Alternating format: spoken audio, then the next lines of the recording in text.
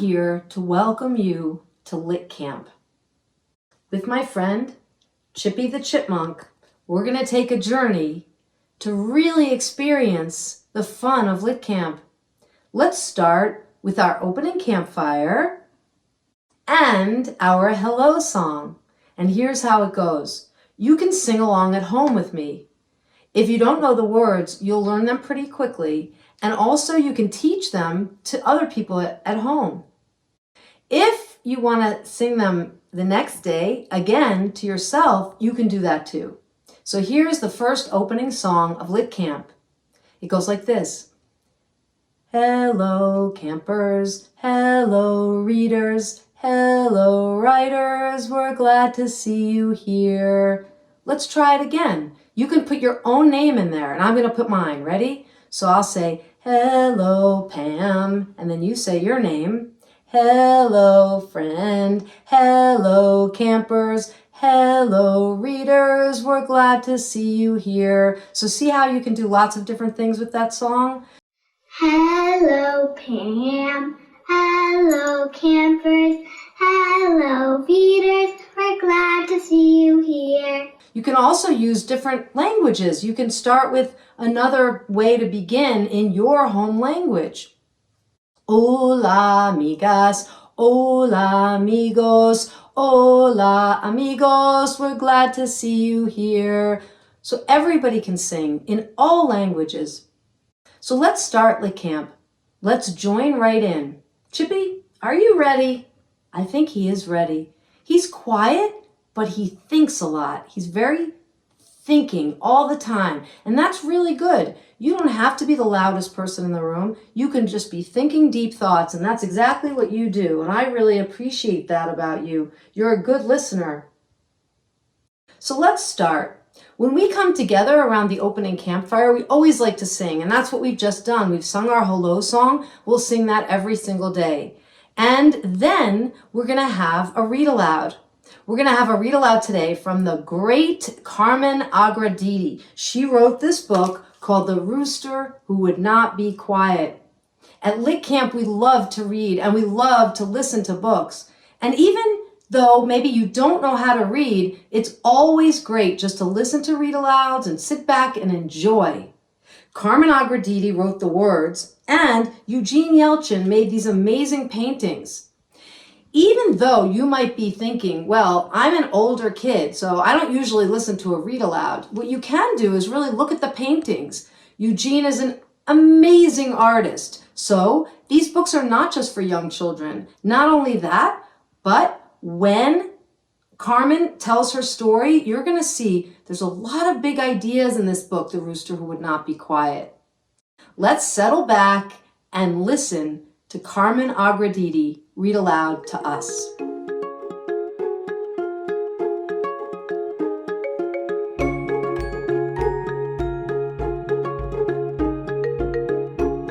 Hi, I'm Carmen Deedy, and today I'm going to read to you from my book, The Rooster Who Would Not Be Quiet.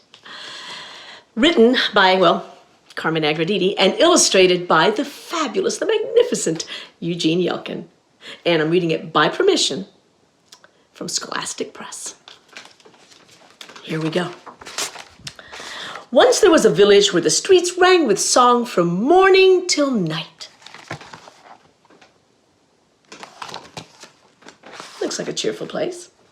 Dogs bayed, mothers crooned, engines hummed, fountains warbled, and everybody, and I mean everybody, sang in the shower. Figaro, Figaro, Figaro, Figaro. Look at that. Whew, that's one happening place. Everyone and everything had a song to sing. This made the village of La Paz a really noisy place. It was hard to hear. It was hard to sleep.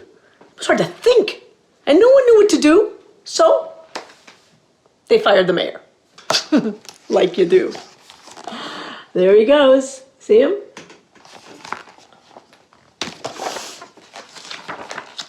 Now they were a very noisy village without a mayor. So they held an election. Only Don Pepe promised peace and quiet. He won by a landslide. The next day, a very polite law appeared in the village square. No loud singing in public, por favor. Things were getting better already. See? Or are they? Let's turn the page. More laws soon followed. No loud singing at home. No loud singing. No singing. Basta! Quiet already! And the noisy village of La Paz was now as silent as a tomb. Ooh.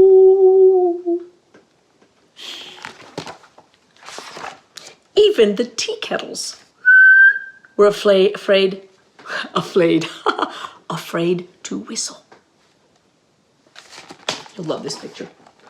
Look at Don Pepe skulking around. Oh, he's a dastardly fellow.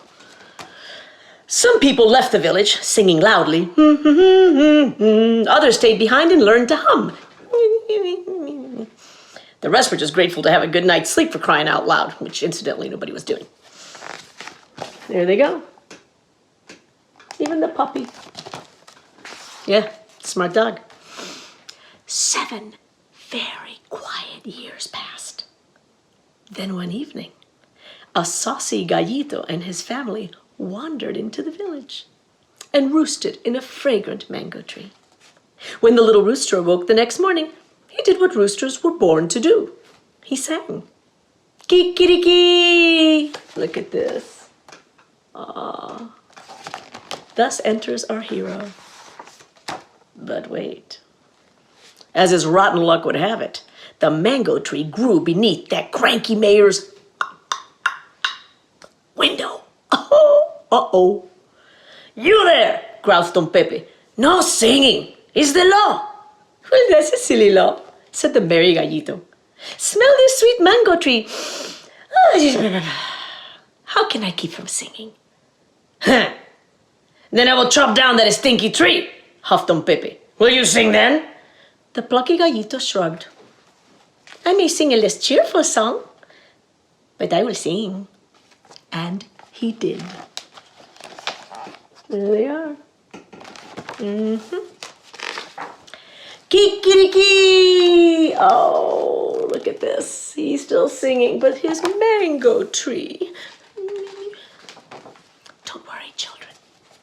Everything will be all right in the end. I know I'm not supposed to tell you that, but there's some littles watching, and I just don't want you to worry. I hate it when you worry. I worry when you worry. The story. Still singing, snapped Don Pepe. You have no tree, remember? I have no tree, said the gallito, but I have my hen and chicks. How can I keep from singing? Will you sing if I throw you in a cage? Alone, threatened Don Pepe. I may sing a lonelier song, said the stubborn gallito, but I will sing. Look at that. Oh, he's having to leave his hen and chicks. And he did. Sing, that is. You know what to do by now, don't you? Kiki Kiki! Why are you singing now? Growled Don Pepe. You have no hen and chicks. No hen and chicks. The gallito sighed. But I still have corn to eat. Oh. How can I keep from singing? And if you have no more corn? Asked the mayor. I may sing a hungrier song, said the headstrong gallito. But I will sing.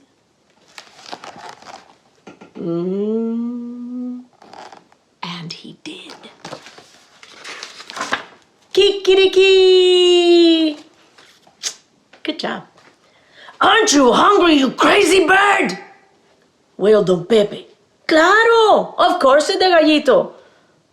But if the sun can still shine despite this world's troubles, how can I keep from singing?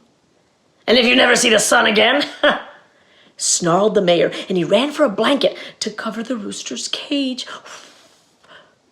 I may sing a darker song, said the brave gallito, but I will sing. And he did. Ready? Ready? Ready? Kiki Keke! It's from under that blanket. Now, as the gallito's song echoed down the soundless streets of La Paz, it stirred an old familiar longing. A longing for a time when everyone and everything in that village had a song to sing. Not so with Don Pepe. Oh, no. Singing gave him indigestion.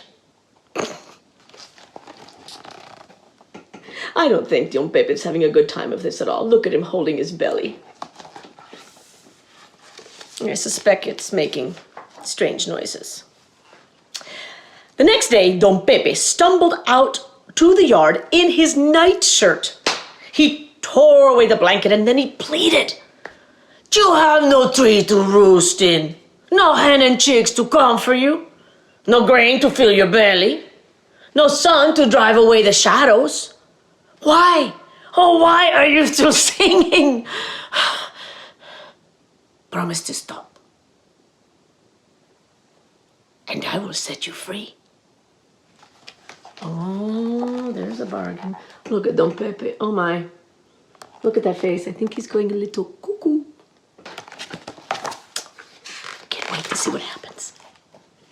One by one, a quiet crowd, well, of course they were a quiet crowd, began to gather in Don Pepe's yard. I sing for those who dare not sing, said the gallito, or have forgotten how. If I must sing for them as well, senor, how can I keep from singing? And if I have you made into a soup, the mayor thundered, I suppose you will still sing when you are dead. Eh? Things have come to a head, haven't they? Which rhymes with dead. Look at this. The entire village held its breath. They were waiting for the gallito's reply, and it came. Dead roosters sing no song, senor. Nope. Ha! Oh, Don Pepe. He was sure now that he had won. Look at that smarmy look on his face. But, said the gallito, a song is louder than one noisy little rooster, and stronger than one bully of a mare. And it will never die, so long as there is someone to sing it. And there was. Kikiriki, kikiriki, kikiriki, kikiriki, kikiriki. Look at him go. Kikiriki. Once again, there was a village where the streets rang with song from morning till night. This made for a very noisy place to live, people. And that's just the way everyone liked it. Monsieur Gallito. Leading the parade. I hope you enjoyed The Rooster Who Would Not Be Quiet. And I hope that you will speak your mind.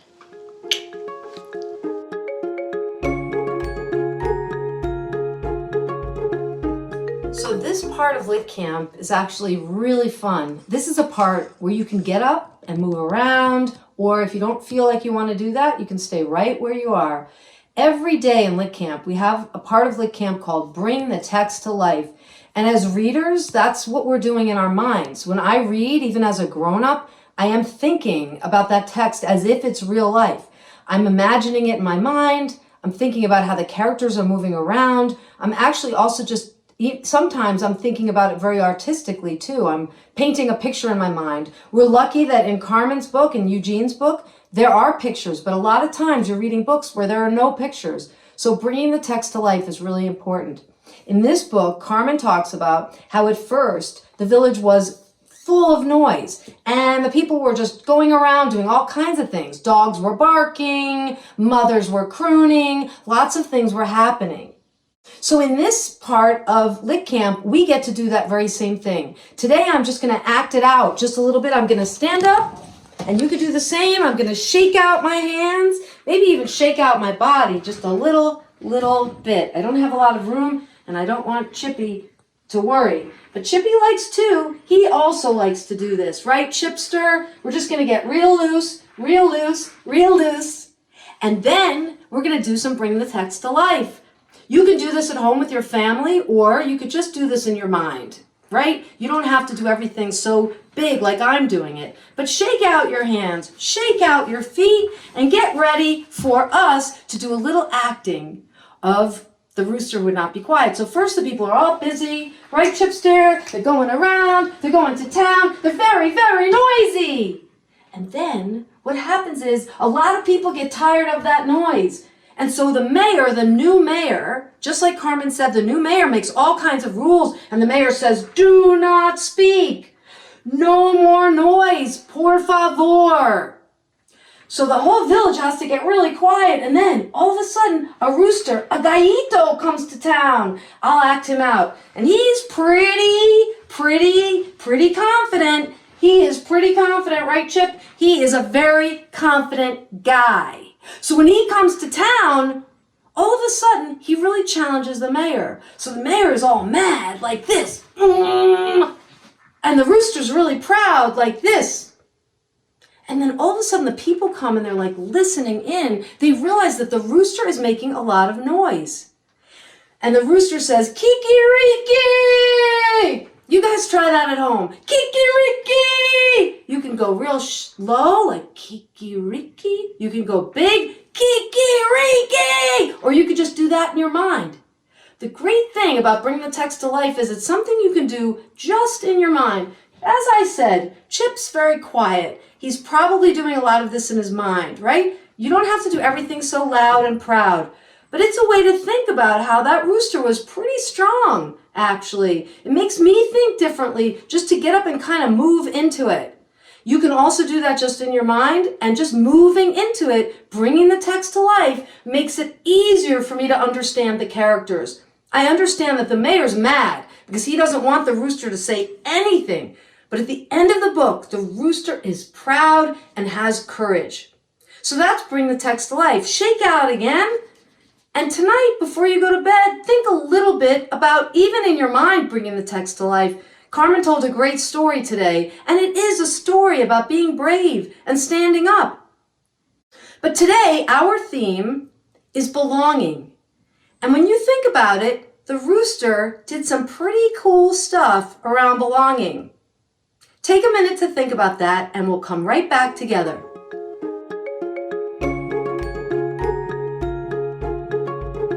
Every day in LitCamp, we always have reading power time.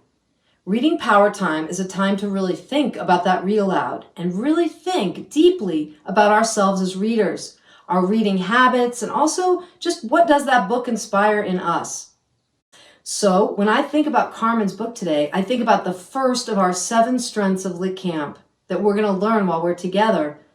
The first strength is called belonging. Everybody wants to feel like they belong somewhere. You belong to LitCamp. You belong to our community of learners. I am really happy to be part of your community too. I'm happy that you've joined me here today, and if you're part of your family and your family has joined us, I'm happy to have everybody here today of all ages. A feeling of belonging is what everybody does to invite each other in, to invite each other to feel that sense of safety and hope and security and friendliness. A feeling of belonging is what sometimes we see in books we read. It's a theme that we see. In Carmen's book, we can see that when the rooster first comes to town, he does not feel a very strong sense of belonging. He's actually not made to feel welcome at all. And sometimes there are rules that make people feel a little bit like they don't belong. In this book, in our rooster book, the rooster himself, the gallito, he said, you know what? I want to feel like I belong here. I want to have a voice. I want you to think, when you think about this book, The Rooster Would Not Be Quiet, what did you notice about a sense of belonging? How did the people in the community start to feel again a sense of belonging? Take a minute to turn and talk to someone who's listening with you, or just yourself, to think deeply about that sense of belonging in the rooster who would not be quiet. At LitCamp, we're also always thinking about our own stories and our own voices, and how reading and the read-aloud actually help us to think about who we are, and also how the words that we write or the pictures that we make can actually tell a story that could really change people's thinking, or even just make ourselves feel better. Writing can be words on a page. They can be the computer that I'm typing with here, or Chippy himself. You're going to be doing some writing today on your iPhone. But also, you can write on a little piece of paper, and you can draw. So if you don't have words yet to write, drawing is also great when we're talking about writing and thinking about our ideas. Another way that we have power in thinking about our stories is to actually tell stories. So I want you to be brave in telling your stories. I want you, in this day of belonging, to feel like you have a voice, that you will always have a story to tell. Stories are really important, and your stories matter. Also, if you have someone in your home that you would like to ask what their stories are, you should definitely do that. And you might even want to ask your teacher and your friends. Ask them for their stories. Stories really matter. I am inspired by the books I read. Those books, or the books I'm read to, like the way Carmen read to us today. I'm inspired by those stories because they help me think about my own stories, and then it makes me want to write them or draw them. You have a lot of stories to tell. When I think about Carmen's book today, what the story that comes to my mind, or that I think about, is when I think about that rooster and how he did not show any fear in having his own real voice, even in a place where the mayor was saying that everybody needed to be quiet. And yet he also brought the village together. He made the whole village feel a sense of belonging. They remembered why they could sing. They remembered they loved to sing. They remembered that they loved to have fun together. So I think stories are really important to create a sense of belonging. And today, the story I'm going to write, that I'm going to type here, is a story that's just coming to my mind. It's reminding me of a time when I was 5 years old and I was really shy. I didn't really say much. When I went to school, to kindergarten, I did not say a word. But I remember that one day my teacher came and sat beside me, and she said, "Pam, I would like to know what you're thinking." And it was right at that moment that I thought, I have a story to tell. And I wrote that day a magical story. I wrote a story about a king and a queen, and my teacher read it aloud to the whole class. I'm going to remember that feeling today, that my teacher gave me that feeling of belonging.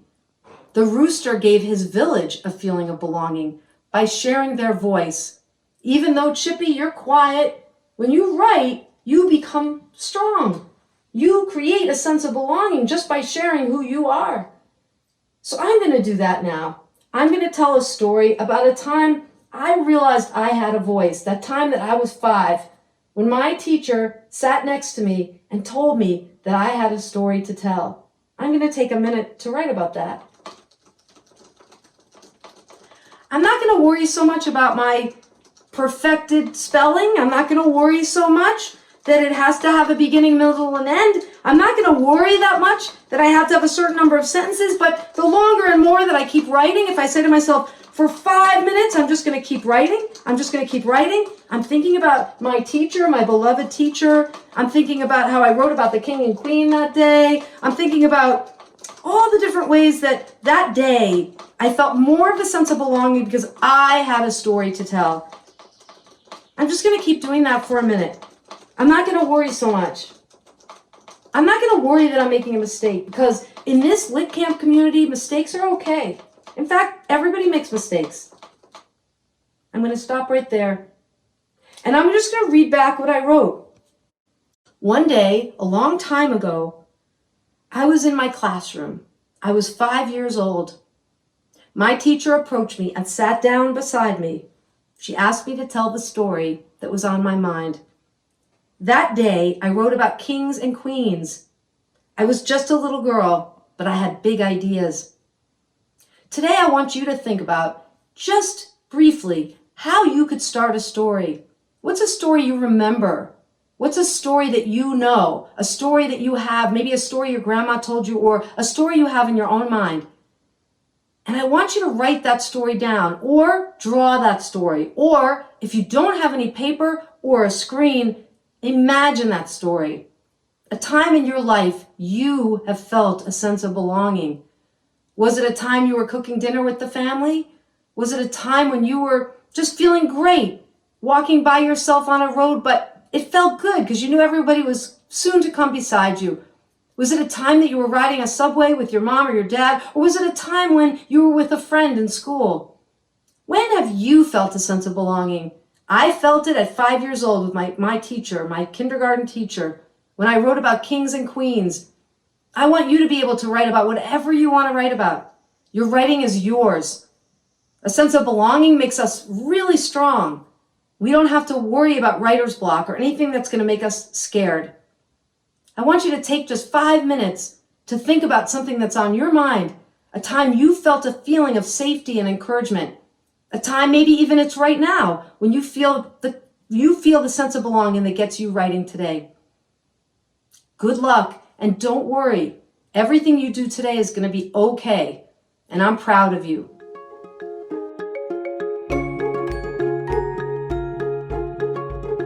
At the end of LitCamp, we do something called Base Camp. And that is where we just take a minute to think about our theme of the day, our strength of the day, and how we can take that strength and put it back out into the world. We can give that strength to others. LitCamp is a place where you can feel welcome, but also LitCamp is a place where when you leave, you will make others feel welcome. You're that powerful, no matter what your age. So I want you to take a minute to think about the strength of belonging, that strength of feeling cozy together like I feel with you, Chip, the strength I feel with all of you back at home, the strength I feel just knowing that when we're all together and we don't judge anyone, we just feel understanding and welcoming, then we all feel strong. So today, for Base Camp, I want you to take a minute after we're finished to go to somebody in your home and make them feel welcome. Say you're glad that they're with you in your home. Say something about them that makes you feel good. Make them feel a sense of belonging. No matter what your age, you are powerful. You can do that for someone else. Be a helper today to someone. Invite them into that LitCamp world of belonging. And if everybody's busy today in your home, don't worry. Put that in your mind. Set that as a meditation. That tomorrow or the next day, or maybe online with your teacher, or however you're going to be interacting with someone, your baby brother or sister, or anybody that you come across, you will make them feel a sense of belonging. I know you can do it. I'm so proud of you.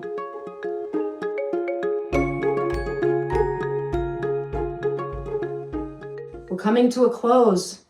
It's the end of LitCamp for today. The thing I love about LitCamp, the feeling that it gives me, is that I can carry it with me wherever I go. I know life is not so easy sometimes.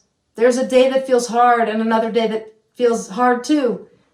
But at LitCamp, we can all feel joy. We can feel a sense of strength. And today we had the strength of belonging. We thank Carmen Agra Deedy for her amazing read-aloud, and we thank the Rooster for saying his voice and his spirit. So let's end LitCamp today with our closing campfire, our closing song.